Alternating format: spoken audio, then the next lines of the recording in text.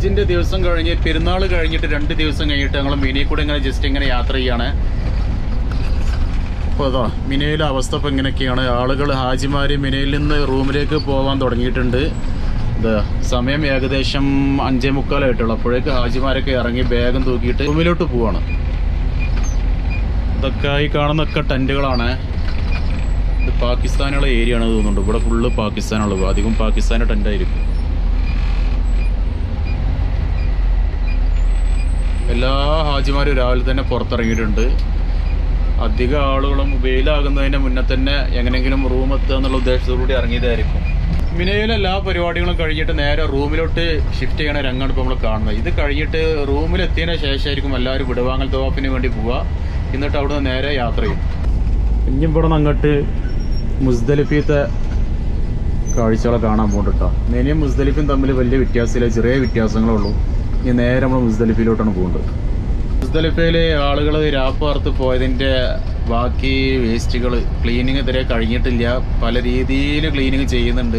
Waste cover full നിറച്ച് വെച്ചിട്ടുണ്ട്, clean ആക്കിക്കൊണ്ടിരിക്കുകയാണ്. പക്ഷേ ഇന്നത്തോടു കൂടി ഇവിടെ ഫുള്ള് ക്ലീൻ ആവും. എല്ലാ സാധനങ്ങളും എടുത്ത് ഒഴിവാക്കും.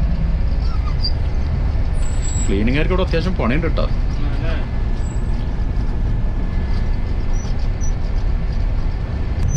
അറഫയിൽ നിന്നും എന്താണ് മുസ്ദലിഫിലോട്ട് പോകുന്ന വഴിയിട്ട് ആൾക്കാരെ നടന്നിട്ട് പോകുന്ന വഴിയാണ് ഈ കാണുന്നത്.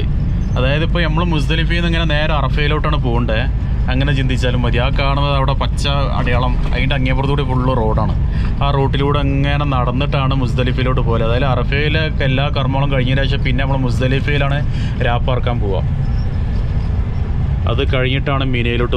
8 കിലോമീറ്റർ ഏകദേശം അറഫയിൽ നിന്ന് മുസ്ദലിഫയിലോട്ട് നടക്കേണ്ടാവും കേട്ടോ. അപ്പോൾ ഏകദേശം അറഫയിലെത്തിയിട്ട് നമ്മൾ അറഫയിലെ ടെൻറ്റുകളൊക്കെ കാണാൻ തുടങ്ങി. അറഫയിൽ നമ്മളെ നിസ്കാരം നടക്കണ മസ്ജിദ് ഉണ്ടല്ലോ, അറഫയിലെ പ്രസംഗം നടക്കണ പള്ളിയാണ് ആ കാണുന്നത്. അപ്പോൾ തൊട്ടാ ഞങ്ങൾ അറഫൻ്റെ സെൻട്രലുള്ളത്. അറഫയിലെ ടെൻറ്റുകളൊക്കെ കാലിയായി. ഒരുപാട് ടെൻറ്റുകളിൽ ഇവർ ഡെക്കറേഷൻ ചെയ്തൊക്കെ പൊളിച്ചു. കാർപ്പറ്റുകളൊക്കെ പുറത്ത് എടുത്ത് വെച്ച് കൊണ്ടുപോകുന്നുണ്ട് കേട്ടോ.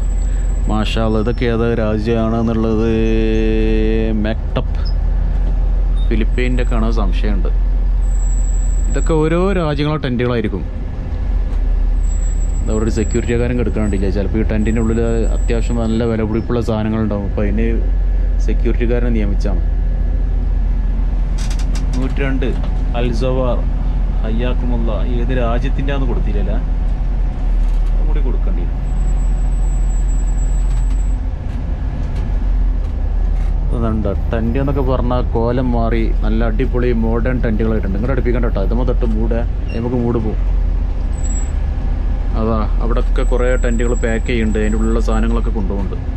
ഓൾറെഡി ഇവിടെ ടെൻറ്റുകളുണ്ട്. പിന്നെ ഉള്ള ടെൻറ്റിന് ഓരോ രാജ്യത്തിനനുസരിച്ചും പാക്കേജിനനുസരിച്ചും ഉഷാറാക്കി കണ്ടൊക്കെ അതിൻ്റെ ഉള്ള സൗകര്യങ്ങളൊക്കെ ചെയ്ത് കൊടുക്കുക എന്നിട്ടാണ് ഞാൻ ഉദ്ദേശിച്ചത്.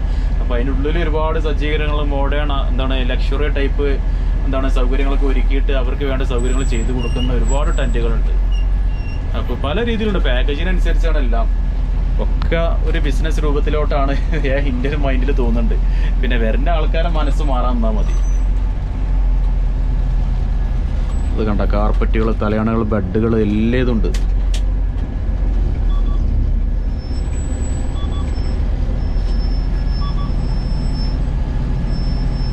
അവിടെ ഗ്യാപ്പിലല്ലേ തിരിയോ.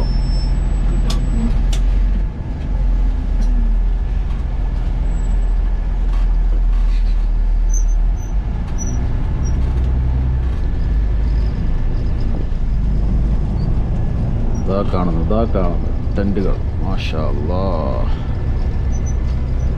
പാകിസ്ഥാൻ്റെ ആണോ സംശയമുണ്ട് കണ്ടിട്ട്. അല്ല, പാകിസ്ഥാൻ്റെ അല്ല.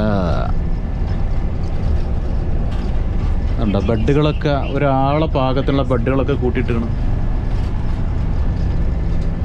ബാത്റൂമുകളോട്ടോ നിരന്ന് കിടക്കുന്നത്. എന്താ ലൈറ്റൊക്കെ വെച്ച് ഡെക്കറേറ്റ് ചെയ്തപ്പോഴും ലൈറ്റുകളൊക്കെ കത്തുന്നുണ്ട്.